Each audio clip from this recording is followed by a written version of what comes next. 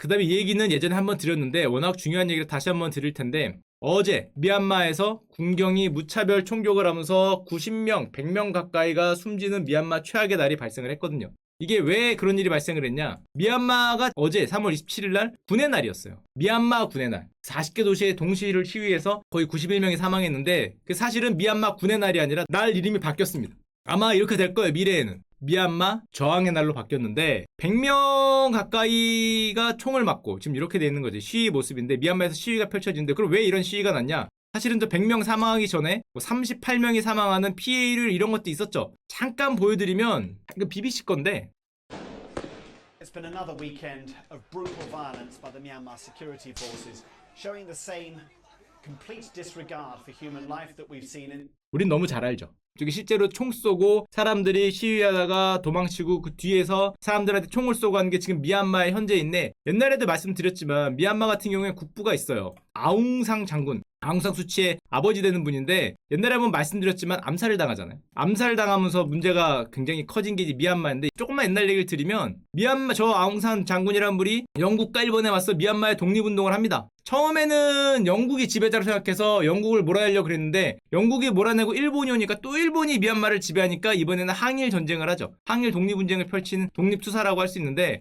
여기서 또 유명한 사건이 하나 있어요. 그때 당시에 일본의 장군이 유명한 사람입니다. 우리 역사나 전쟁사 좋아하는 분들이면 굉장히 유명한 분이에요. 무다구치 렌야라는 아저씨가 등장을 하는데, 왜 유명하냐면은 이분이 일본군을 후루룩 짭짭해 드셨거든요.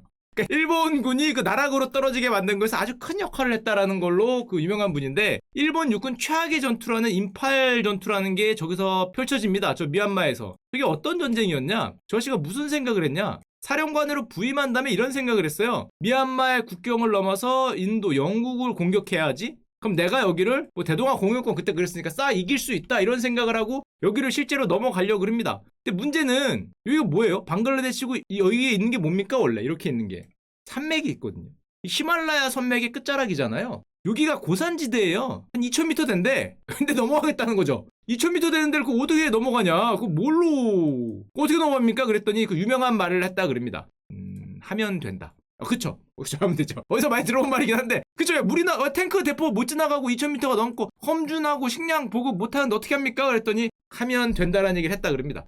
그쵸, 하면 되죠. 그래서 그래도 야, 너무 전략이 없냐? 저 아저씨 전략이 워낙 유명해요. 징기스칸 전략. 징기스칸 전략이 뭔데? 징기스칸이 몽골에 있다가 유럽까지 갔지 않냐? 왜? 어떻게 갈 수 있었냐? 그 음식을 다 싣고 갔냐? 아니라는 거죠. 현지 조달을 하면서 갔다. 그러니까 우리는 말과 소에 보급품을 싣고 같이 가긴 하는데, 나머지는 우리가 싸운 애들 물자를 빼앗아서 현지 조달을 하겠다. 징기스칸은 1400년대 아닌가?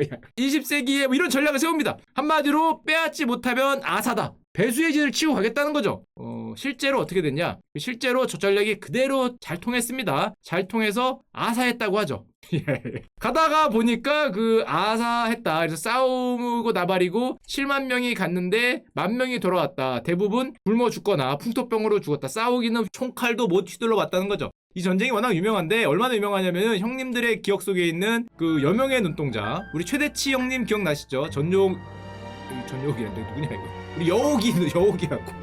하여튼 여기 최대치 형님이 출전했던 그 전투가 여기서 나온 아까 전에 말했던 인팔 전투라고 하는데, 자, 하여튼 그래갖고 일본이 패망을 해요. 아웅산 장군이 일본이 패망을 하니까 일본이 물러나갈 때 거기다 임시정부를 세웁니다. 우리랑 똑같아요. 우리나라 상하이 임시정부가 왔듯이 아웅산의 임시정부가 성립을 하고 독립을 하는데, 우리하고 똑같이 우리가 미국과 담판을 했듯이 영국과 담판을 져서 미얀마의 독립을 확정을 짓습니다. 그리고 1947년 4월에 미얀마 재헌의회 선거가 열리고요. 우리랑 똑같죠. 재헌의회 선거가 열리고 초대 의장이 결정이 되고 국회가 결성이 되는데, 문제는 3개월 뒤에 회의 중에서 여기에 7명이 암살을 당해요. 아웅산 장군과 내각이 싹 암살을 당하는 일이 발생이 되고, 그때 얘기했지만은 미얀마를 말아먹은 자라는 내윈이라는 장군이 정권을 1960에 쿠데타를 일으켜서 잡음으로써 50년간 군부 독재가 시작되는데, 우리나라 똑같죠. 우리나라도 군부 독재가 시작이 됐는데, 우리나라도 1980년대 나왔던 민주화 운동이 미얀마에서도 똑같이 펼쳐집니다. 그게 1988년 8월 8일 8888 항쟁인데, 군부 독재 26년을 끝내자, 반정부 민주화 시위다.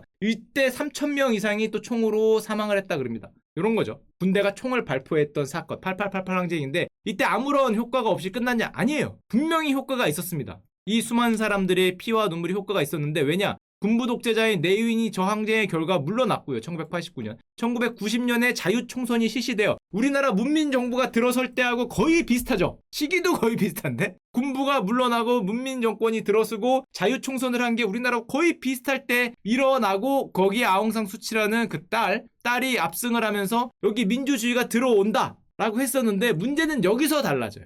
여기서 신군부라고 불리는 우리나라 아니고 미얀마의 신군부라고 불리는 세력이 다시 쿠데타를 일으켜요. 저때 쭉 갔어야 되는데 다시 쿠데타를 일으켜서 무효다. 그다음에 아웅산 수치 여사를 감금하죠. 노벨 평화상을 그래서 받잖아요. 결국에는 기존에 있던 A라는 군부는 물러났지만 B라는 군부가 다시 들어오면서 민주화로 못 가고 군부 세력이 계속됐는데 그 다음에 저게 무려 25년간 지속이 됩니다.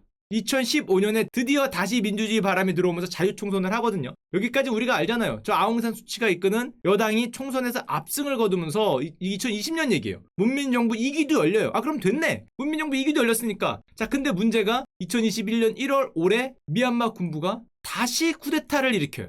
25년 만에 문민정부가 들어섰는데 다시 일으킨 거예요. 총선 결과를 인정할 수 없다. 그래서 5년 만에 좌초가 됐는데 야 그럼 왜 쿠데타를 일으켰냐? 이유가 있어요. 얘네의 문민정부는 우리나라 문민정부하고 달라요. 뭐가 달랐냐? 우리나라는 대통령이 국방장관이나 참모총장을 뽑잖아요. 그러니까 임명하잖아요. 대통령이 만약에 문민으로 뽑히면은 군까지 다 장악을 하는데 미얀마는 아니에요. 미얀마는 대통령이 국민들이 뽑았다 그래도 군부는 따로 돌아가. 따로 국밥이야. 미얀마 군 통수권자는 군이 뽑아요. 대통령이 뽑는 게 아니에요. 여기서 뭐가 선거를 해서 뽑았다 그래도 여기랑은 완전히 다른 별개입니다. 여기가 원래 있는 거예요. 그러니까 민주선거를 해도 군부에는 최고사령관이라는 사람이 있고 이 사람은 어떻게 건들 수 없고 이 사람은 내무, 국방경비 등 세 개 부처의 수장이에요. 그러니까 한마디로 대통령이 있고 문민정부가 있어도 군부가 있는 이런 형태가 되는데 문제는 이러다 보니까 또 미얀마 헌법이라는 게 저 군부가 만들었으니까 전체 국회 의석의 25%를 군부가 합니다. 하게 돼 있어요. 그냥 법으로, 헌법으로. 그러니까 이거를 좀 말이 안 되잖아요. 군부가 계속 있다는 소리니까 뭘 하더라도. 그래서 저 문민정부가 들어선 다음에 이걸 내요.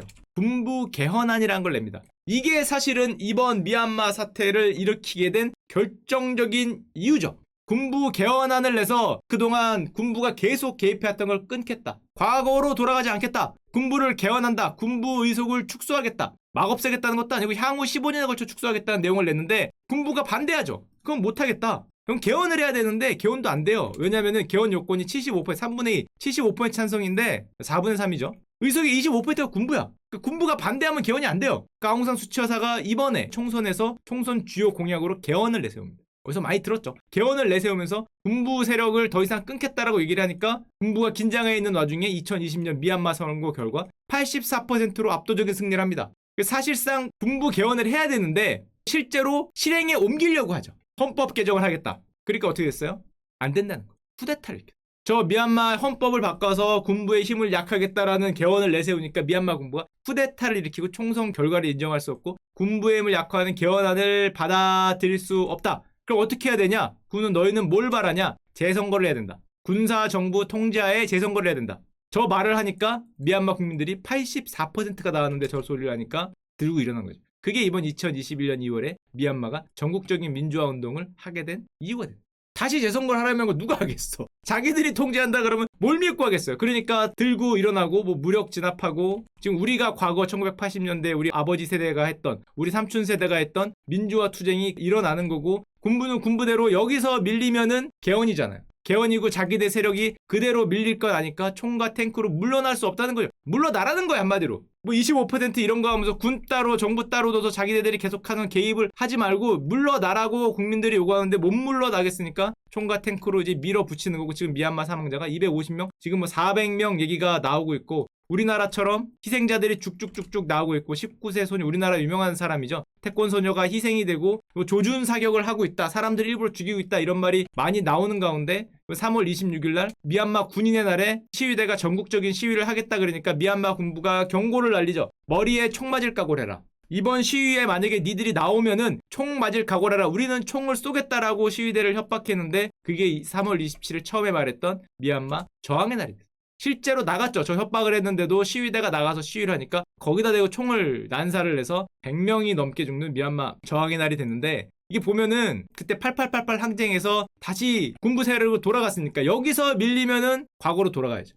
과거로는 복귀할 수 없다. 여기서 물러나서 다시 군부가 과거처럼 팔파랑진 이후처럼 다시 군부가 독재하는 시대로 돌아갈 수 없다는 게 미얀마 사람들의 생각인 거고, 그래서 이런 얘기 많이 하죠. 인터넷 돌아다니는 거. 과거로 돌아가면 북한이 된다. 이기면 남한이다. 그쵸? 뭐 우리는 해냈으니까. 남한이 롤모델이죠. 사실은 거의 비슷한 역사를 걸어왔기 때문에 소수의 독재자냐 다수의 민주주의냐의 싸움에서 88년도에 했던 게 군부 쿠데타로 실패했던 거를 2021년에 군부 세력을 몰아내려고 그러는 개헌안에서 그대로 정면 충돌하면서 다시 역사가 반복되고 있는, 88년도에 못다 했던, 우리는 정말 다행히 그때 해냈던 거고 2021년도에 다시 싸우고 있는 이제 미얀마가 되는 거고, 한마디로 미얀마의 봄이 올라를 기다리고 있는 거죠. 물론 여기서 우리는 민주주의 국가니까 이제 미얀마의 봄이 알겠지만, 뭐 중국이나 북한이나 이런 데는 약간 다르죠. 왜냐면 거기는 공산주의니까 이런 얘기를 합니다. 미얀마 쿠데타는 내정이다. 불간섭해야 된다. 이런 얘기를 하니까 요즘에 미얀마가 반중 심리가 엄청나다고 합니다. 자기들은 싸우고 있는데 편을 못 들어줄 망정 군부 편이면서 그 미얀마 내부에서 해결해라 이런 얘기를 하니까 반중 심리가 굉장히 커졌다. 이런 얘기가 나오고 있고, 꼭 이번에는 민주화돼서 미얀마의 봄이 꼭 오기를 간절히 기원드립니다. 우리 아버지들이 했던 승리의 역사를 반복하기를 기원드리고,